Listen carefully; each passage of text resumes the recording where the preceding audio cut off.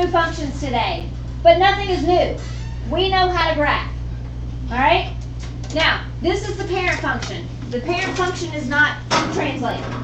So, if we thought about the translation point, where would it start? 0, 0. Nothing's added, nothing's anywhere. So we'll start by placing a point at 0, 0. Now, every time we graph a function, because next week they're coming at us all mixed up. Every time we graph a function, we look at it. What is this function telling me to do? This function is telling me to take square roots. So I better pick numbers I can take the square root of. Like 1. What is the square root of 1? 1.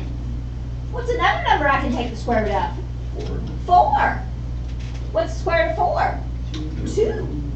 What's the next number I can take the square root of? 9. What's the square root of 9? 3. Okay, so you don't have to memorize that. You can just look at the function and it says pick numbers you can take the square root of. So the square root of 1 is 1. The square root of 1, 2, 3, 4 is 2. The square root of 9 is off my graph. And this makes the square root function. I used to call this the eyebrow, but most eyebrows aren't really like forever. Let's see if anybody has a square root eyebrow. Not really. I was going to have you come and stand in front of the class. Alright. Now, so this is what we do. And all we're going to do is take this parent graph and shift it around. Move it left, right, up, down, reflect it, stretch it. That's all we're going to do. The same stuff we've been doing to every single other function. But let's talk about some characteristics of this little function. Like, what is the domain of this function? Now, most of the functions we've studied, we could plug anything we wanted in for x. And we could get out a real number that we could graph for y. But this one we can't. We can take the square roots of negatives, but are they real? No. So would they show up on a graph? No. So, the only x values we can use are positives. 0 and positives. So, our domain, our x values, for this function go from 0 to positive infinity. And the range does too. Lowest y value to highest y value. It is slowly going up as it goes out. So it's no longer a negative infinity and a positive infinity? Correct. This is our first different one. So what would the range be? 0 to infinity. 0 to infinity. Now there are other things we could do, like we could state the x-intercept and the y-intercept, but since it starts at the origin, that's kind of a gimme. Both of them are 0, 0. Okay? We could also talk about where the function is increasing and decreasing. Well, it doesn't decrease. It goes up forever from left to right. So the entire function is increasing. And what you're going to notice is either the entire square root function will be increasing or the entire square root function will decrease, and it matches the domain. So it increases from 0 to infinity. Now, if you want to do the bracket here with 0, sure, do it. It's not wrong. Okay, the other thing we could talk about is where is the function greater than 0? Where is, I guess we call this y. So where is y greater than 0? Well, it is greater than 0 from 0 to infinity. The whole thing lives up above. So if I asked where it was less than 0, you'd say, it's not. It's never less than 0. All right. Questions? Okay, so that's all we're going to do. We're going to take this guy, and we're going to shift it around. We're going to reflect it, and we're going to stretch it. And I wish I had erased my answers. Okay, so this is another square root function. Now this one does get translated. Where should you place the translation point? 7. negative 3, -1. negative 1. So my translation point is negative 3, negative 1.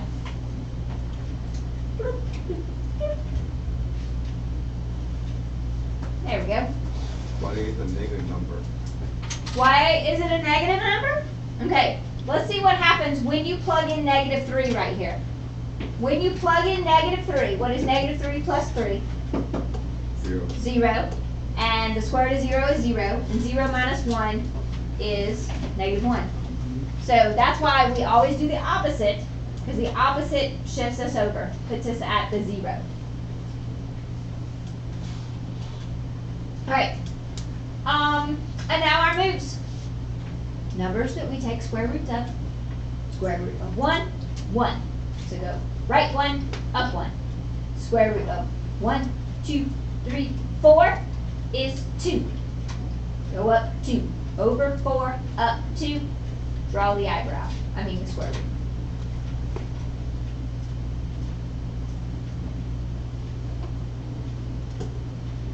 Okay, so just like every other function, we shift to the translation point, we apply the moves. So from this translation point, the square root of 1 is 1. The square root of 4 is 2. If I wanted to, I could go over 9. The square root of 9 is 3.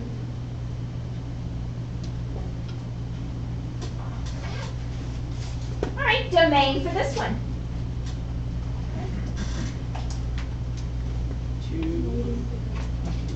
Okay, x values. What's the x value right here? -3. Negative 3 to infinity. Range, bottom to top. What is the lowest y value? Negative 1 to infinity. All right. Oh, you know what? We could also give a max or a min. Maximum min. Yeah, does this function have a max or a min? Min. It has a min. And then min occurs at that translation point. At y equals negative 1. Yes.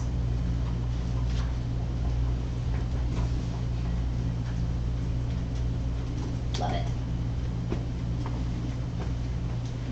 All right. So, just like with the others, we can flip them. And we can stretch or compress them. Okay? So, to flip, instead of going up, we go Down. down. Yes. Yeah. Okay? So, how would we work this problem? That's an equals. It shifts up 2, so my translation point starts at 0, 2. Ruby is not happy today. Okay? And instead of going over 1, up 1, we go over 1 and down 1. And why do we go down? Because it is reflected. The negative out in front reflects it. So over 1, down 1, over 4, down 2.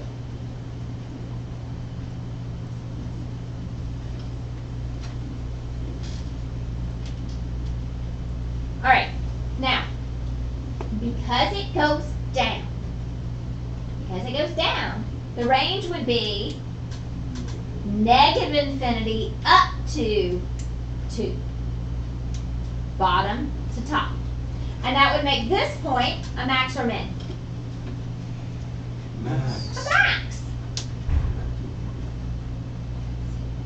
Okay, when y'all said max like that, that's exactly what I thought. Oh. Yeah. Max or derivative would be Yeah, max. yeah. Oh, we are. Oh, Yeah, we are. That's all right. sorry.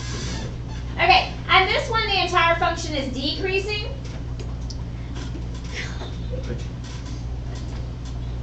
Okay, what other things have we done on our other functions that we could do with this nice little square root function? We could say, all right, where is this function greater than 0? Okay, do you see it? Do you see that it's greater than 0 from here to here? Okay, so let's write that in terms of x's from 0 to 4. Now, include the 0, but not the 4. Because the 4 is the 0, keeps going right here at 4, and right here it is 0. It's not greater than 0. But right here, it is greater than 0. So I can include this x value, but I cannot include that because it's not greater than 0 right there. All right, where is it less than 0? From everywhere else, from 4 to infinity and beyond.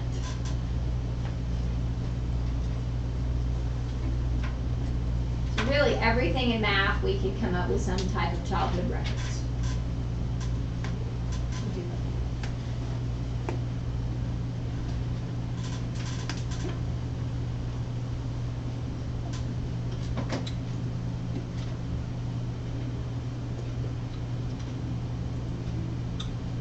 All right, where's the translation point?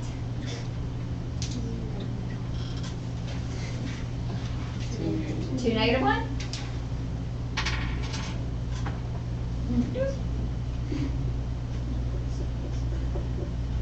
Okay, what does the 3 do?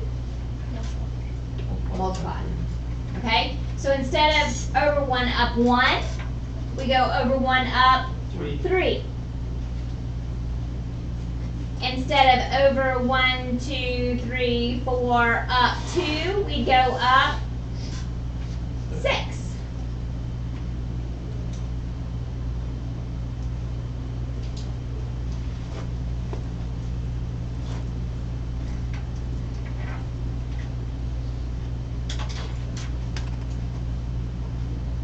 Any questions? Yeah. How'd you get 6? Okay. So with the square root, this tells me to take square roots of stuff. So the square root of 1 is 1, the square root of 4 is 2, the square root of 9 is 3. So these would be numbers I could use. But because of the 3, I have to take and multiply this by 3. So I went over 1 up 3, over 4 up 6.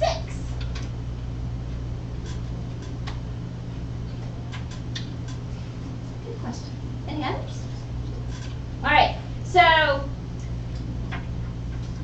this is square roots. So we did squares, and then we did square roots. We did cubes. So what do you think the next one's going to be? Cubed roots. Okay, that'll be our last one. The old cube root. Okay, so that's what we'll do next. And this one's a little easier, I guess. All right, so this is our last page of notes. You see we're on page 5 of 5.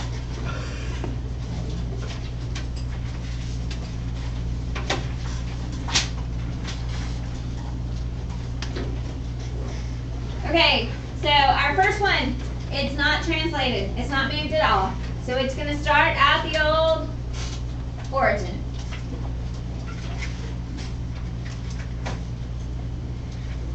All right. But this time, it's telling me to take cubed roots. So I have to pick numbers that I can take the cubed root of. 1. What is the cubed root of 1? 1. What's the next one? 8. What is the cubed root of 8? 2. Now, with square roots, we couldn't do negatives. But can we take cubed roots of negatives? Yes. So what would the cubed root of -1 be?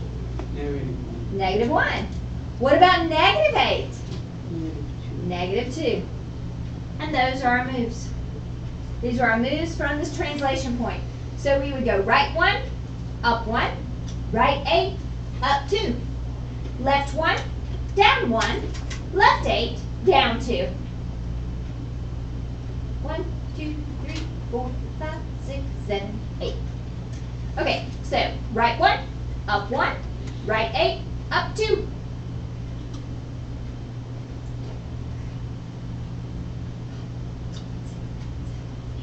Those aren't spaced well. All right, left 1, down 1, left 8, down 2.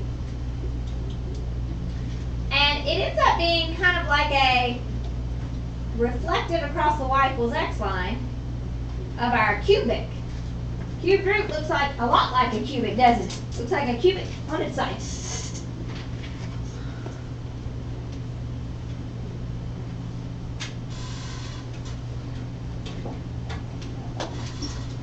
Okay, now, all the same stuff we did with every other function, we can do with this guy.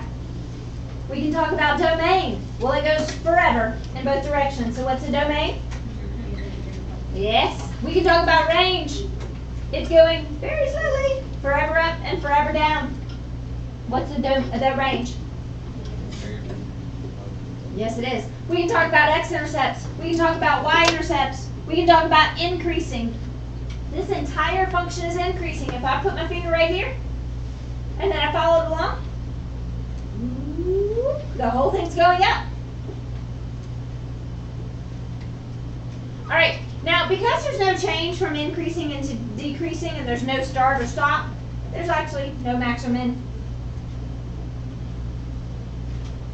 Yep. We can talk about where the function is positive. It's positive from 0 to infinity. We can talk about where the function is negative. It is negative from negative infinity to 0. Because it wasn't shifted at all, the x and y intercepts hanging out right there at the origin.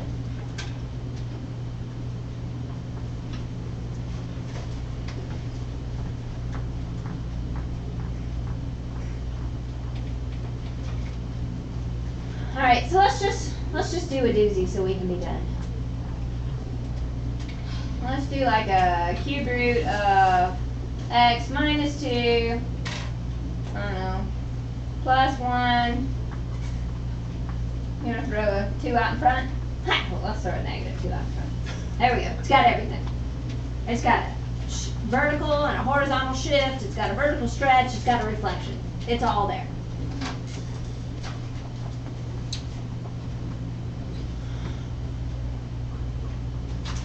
Are y'all having like a staring contest with somebody that doesn't know you're having one? Okay. Is that math related? This is, yes. Stop it, what? Don't crack me up. All right.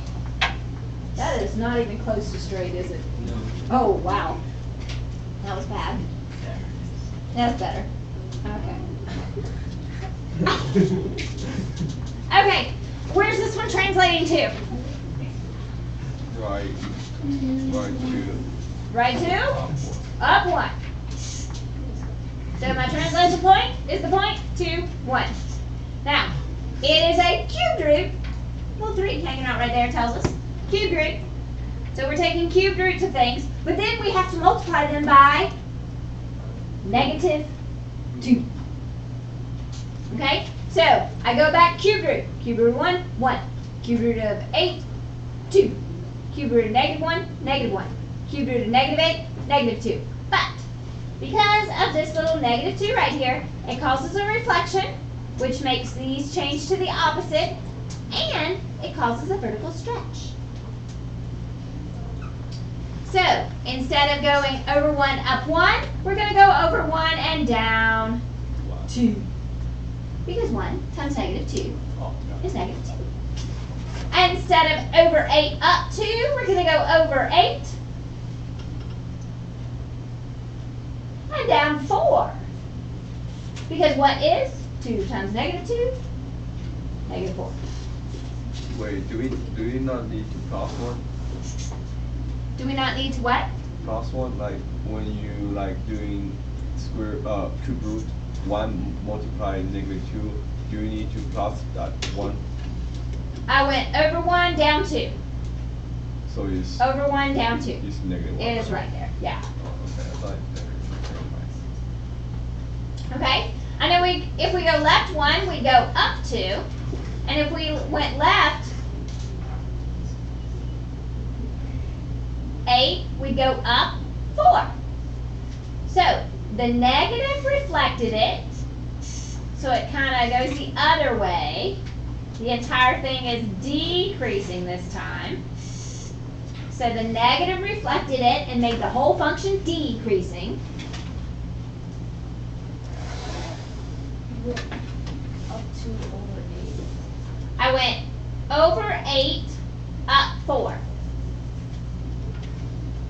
Oh, left 8, up 4. Now, on ones like this, if I ask you the y-intercept, it is one ugly number. But to find the y-intercept, it's pretty easy. You just plug in 0 for x, and that makes that go away. So what's left?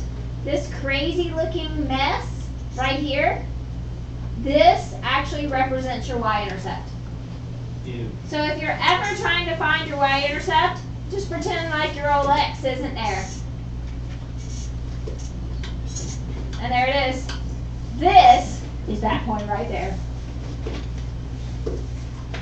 Alright, so we have a few to do. 8, 4B, that's it.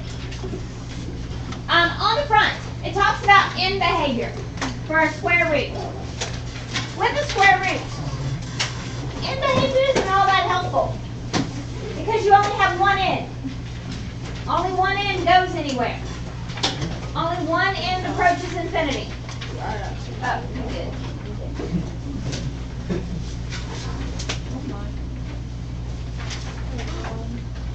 You're welcome.